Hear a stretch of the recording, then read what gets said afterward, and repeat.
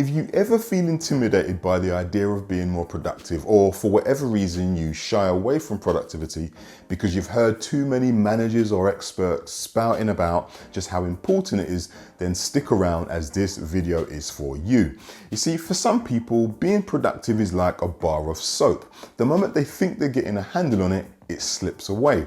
Whilst for others, it can be synonymous with stress, as for them, it relates to hustle, busyness, and the demands of getting more done in a day. But in reality, productivity isn't a natural trait, and it also doesn't require burning both ends of the candle until you burn out.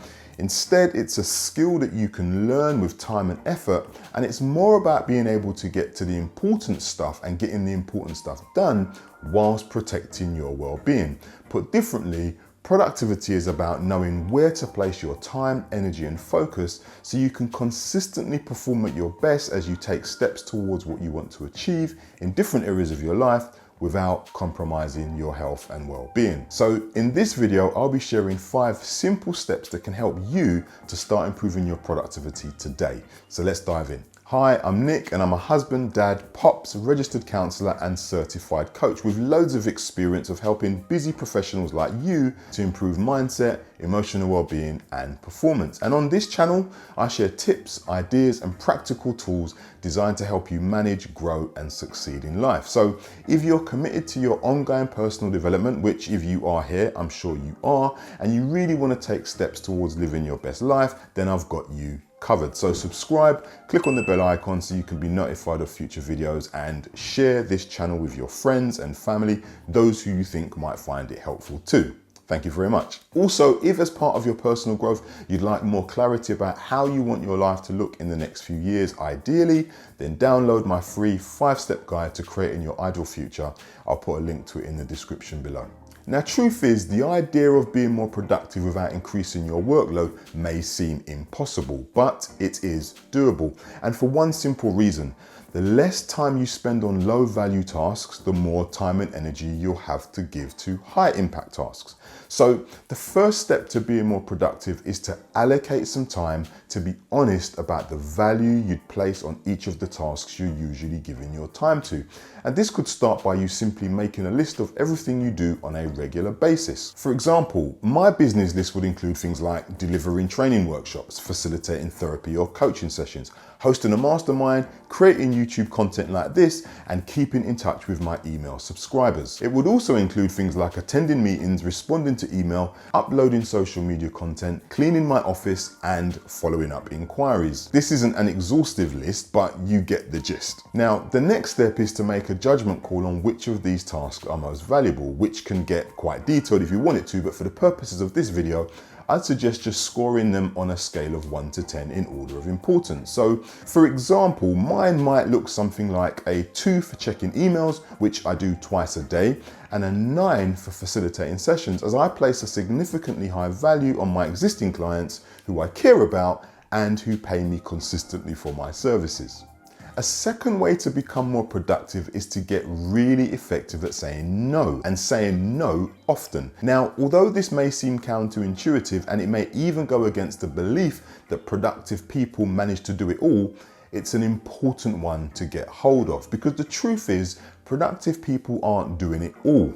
They're doing what matters. And the reason they're productive is because in placing a value on their responsibilities and tasks, as we saw in step 1, they're also clear on what their priorities aren't. In other words, if you want to be clear about what to say no to, it really helps to be aware of the tasks you place a high value on, or put differently, those which give you the best chance of moving you closer towards what you want to achieve. Admittedly, this can be a really hard one, especially if you're a people pleaser. So if saying no is a struggle for you, at the very least, it can help to start by learning to put things off. And you could do this by saying something like, not right now, or can I get back to you in the next day or so, or let me check my current commitments and come back to you, or I'll need a little time to think about that. This is also helpful as it will give you time to actually think clearly about the impact of what's being asked of you, to go back with any clarifying questions, or to offer alternative suggestions. Right, the third step to getting more productive is to use time management techniques,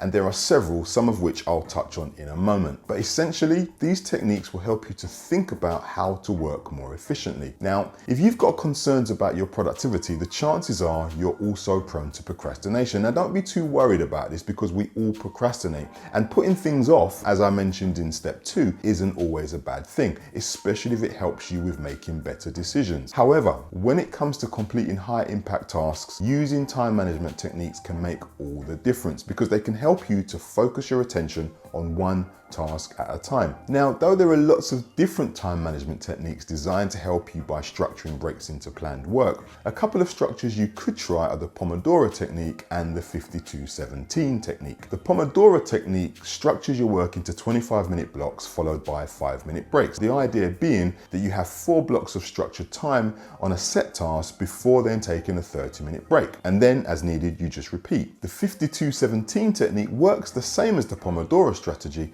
but instead of a 25-minute block of work, you do 52 minutes followed by a longer break of 17. Now, if like me, you benefit from longer periods of focus, this is a great alternative. Other techniques or approaches include things like the 80-20 rule or Pareto principle, the 2-minute rule, and the GTD method invented by David Allen in the early 2000s. Each of these time management techniques can prove helpful in their own way, so just let me know in the comments if you'd like me to do a video on any of them. Okay, before we move on to the last 2 steps for becoming more productive, please let me know if you're finding value in this video by clicking the like button. Your click means a lot as it lets YouTube know that I'm offering something of value. So do me a favor right now and click the like button. Right, a 4th way to become more productive is to get more organized. Another way of looking at it is if you really want to overcome the sense of overwhelm that can accompany your various responsibilities, organizing your life with a schedule can be a great start.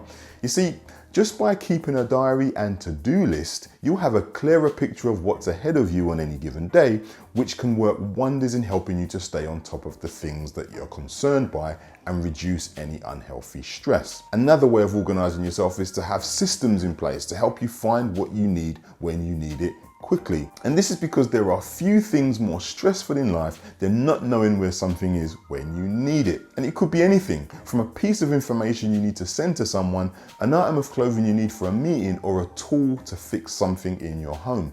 If you're unable to locate it, it gets stressful. We've all been there. I've been there. We know what it feels like. Getting organized can be as simple as planning your day from the night before, so that when you get up in the morning, you feel like you've got a head start, or even taking 20 minutes at the weekend to consider what's in store for the week ahead. It could also mean things like planning for meals for the week, or bulk cooking, organizing your wardrobe, or checking actually what's in your toolkit and making sure it's located somewhere where you can get to it quickly when you need it. Now, although getting more organized is productivity basics 101, you'd be really surprised how many people go through their day without using this basic strategy. And maybe, just maybe, you'd be one of those. But whatever you're currently doing, if you really want any chance of becoming more productive, giving some time to considering how organized you are will actually be of huge benefit to you. Okay, the 5th and last way to become more productive that I'm going to share in this video is getting into the habit of taking breaks from your work. Now, this is where the Pomodoro and 52-17 time management strategies